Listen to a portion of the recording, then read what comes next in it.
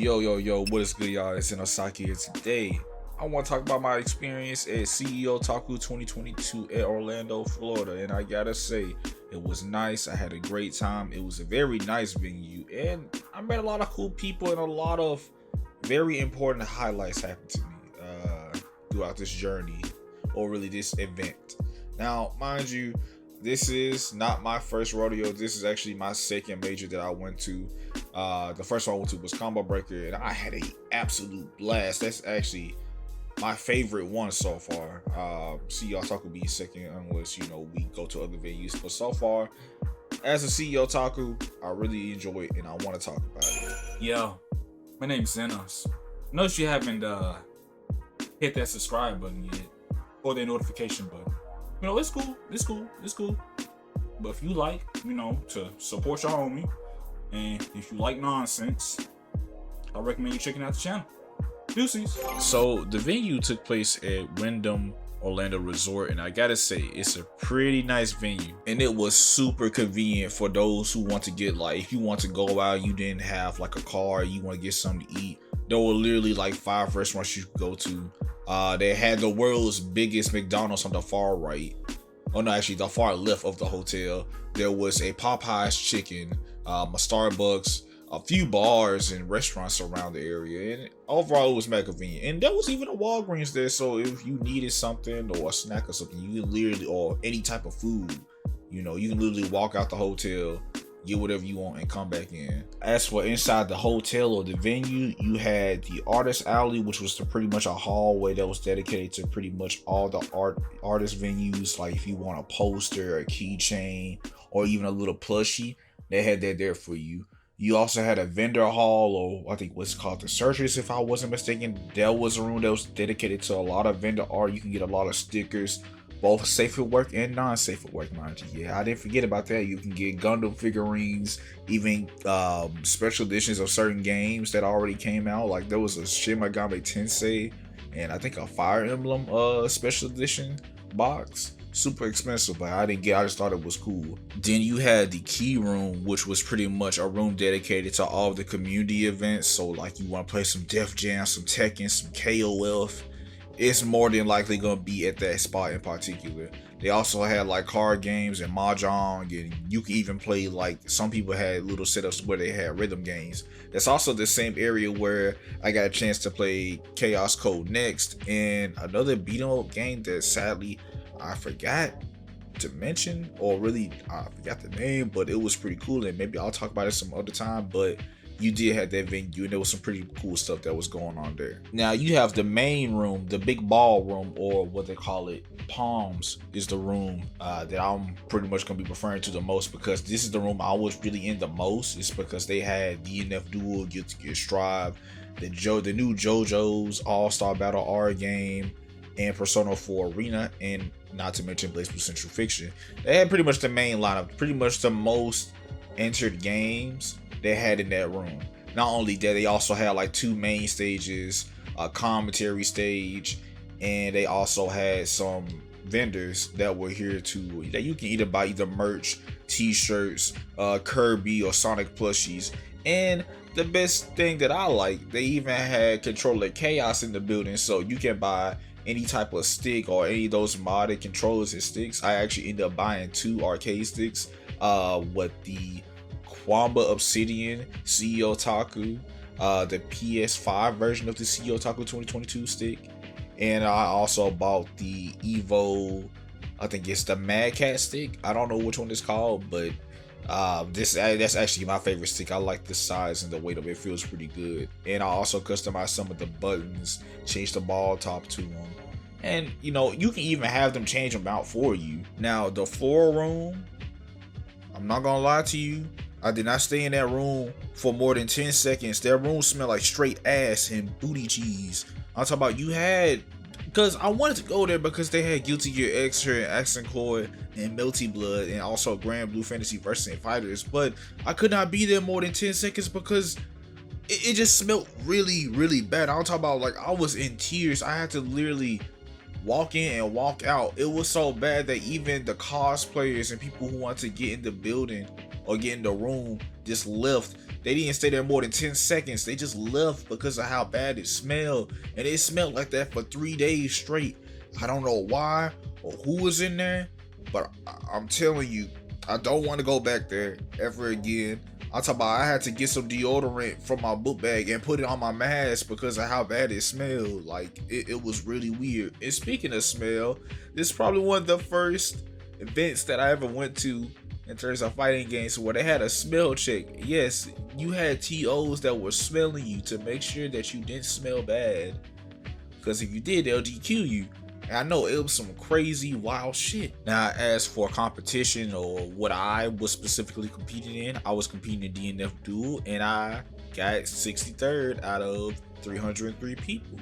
I'm not gonna lie to you, I'm going to take that and stick with it because I think that's pretty good. Out of 303 people, and I was using Ghost Blade, I almost got out of pools, but you know, I got washed by Punk 2-0 by his Berserker and some very strange Hitman player that was tickling my hands mid-set. I guess that was a handshake, I don't know. I mean, he seemed cool, but I don't know, that was a very weird interaction, but I'm pretty satisfied with my placement. And you know, that alone motivates me that, okay, I guess I'm not too bad of a fighting game player, and I definitely want to move up and keep pushing. Not necessarily on DNF Duel, but as a fighting game player in general. The people out there were pretty nice. I met some really cool people. I met Punk, very cool guy. I know he did some wild shit, but I'm not gonna lie, from my interactions with him, he seemed like a pretty cool dude. Very funny, I'll tell you that. We had some very interesting interactions. Kizzy K was pretty damn cool. This is actually my second time meeting him. Great guy, love having a conversation. He's a pretty cool guy. And one thing I didn't expect, I saw Hungrybox there. Like, I didn't think Hungrybox would even come to an event like this, but I saw him, met him. I was a little nervous because of wild. I mean, it's the GOAT himself. But, you know, it was pretty cool meeting him. Apology Man was pretty nice. And I met Sonic Soul. And, wow, he is a lot cooler in person. I'm not gonna lie to you. He's, when I got to know him, he seemed like a pretty cool dude. I don't know about his online interactions, but from what I met him, he seemed pretty nice. And I think he's a person I actually want to get to know a little more. But outside of that, in terms of what the event had and what I saw, man, I'm talking about cosplayers looking nice. But yeah, I took a picture with netcode. There was a lot of cosplayers there. A lot of good cosplayers. I think Ragnar, I didn't take a picture of all of them, but there was one with netcode, Bridget, the two girls from Darkstalkers, Lilith and Morgan. There was even a Gold Lewis player that came to the venue with his literal coffin, like the weapon that Gold Lewis used. I'm talking about, it was big, it was huge, and honestly, it was pretty creative to the point where I took a picture of it. And there was even a Renathal cosplayer, and a Happy Chaos one. There was a lot of cosplayers at the venue. There was also a maid cafe. I didn't go to it. There was a lot of weird things going on, and I genuinely did not want to be involved. Now, as for the tournaments that were there was a rock, paper, scissors tournament. There was a Beyblade tournament. A really cool one, in fact. There was even a Tekken bowling tournament. If you win, you could have got $100. A $100 gift card. And it was pretty damn insane. I have seen things that I've never seen before. Then, honestly, I thought it was pretty funny. And then there's the top 8s and the announcements. Of course, they announced the Guilty Gear with rollback and the announcement for DNF Duel that everybody was just cut and dry. I'm talking about the audience. Let me tell you something. The audience for Guilty Gear Xrd announcement with the rollback, it was pretty hype. Like, everybody was screaming out their lungs. But for DNF Duel, it was so quiet and people were so sad that some people genuinely left the venue. Like, they literally just took their stuff and walked out the hotel. That's how disappointed people were. And I almost did too. But other than that, like, that was cool. And then the top 8 for the different fighting games, I think the one that I mainly saw was Grand Blue and Melty Blood, which I thought were pretty cool and fun to watch. I'm not gonna lie to you. Top 8 for DNF and Guilty Gear Strive, I fell asleep. I'm not gonna lie. That was boring. Now, the peak top 8 that I saw was the JoJo's All-Star Battle R or Revelator, whatever the hell they call it. That game was fun to watch, beginning to end, and probably because I never really seen high level JoJo, but like the movement, the game felt pretty nice to watch, and there was a lot of high moments, especially when they were throwing out supers, and then the whole crowd literally mimicking the JoJo characters, or specifically Kira when he does that little explosion, he hits that little mean, weird looking laugh stance that he had going on, and I'm telling you, it was so exciting to watch. And probably one of the most wholesome moments that happened in the venue during the end of the Blaze Blue Top 8, Jabali and one of the Arxis employees to pay their respects to Mori, one of the creators for, well, really the main head honcho for Blaze Blue.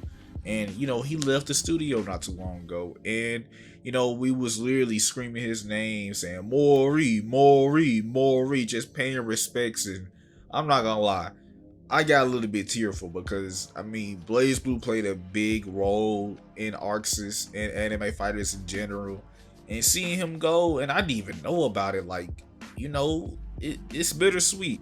Overall, CEOtaku 2022 was a pretty good event.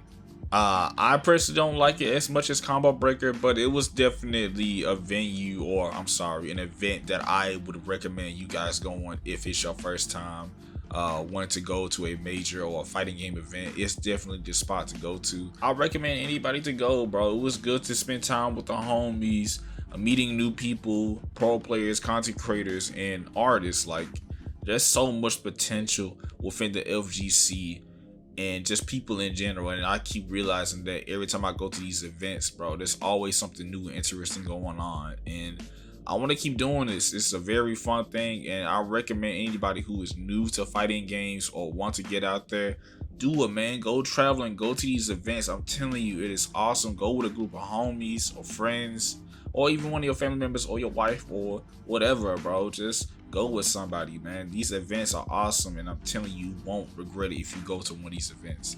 With that said, that's just how I feel about CEOtaku and my experience. I recommend you guys going plain and simple. With that said, you guys take it easy, stay safe, and remember to be great.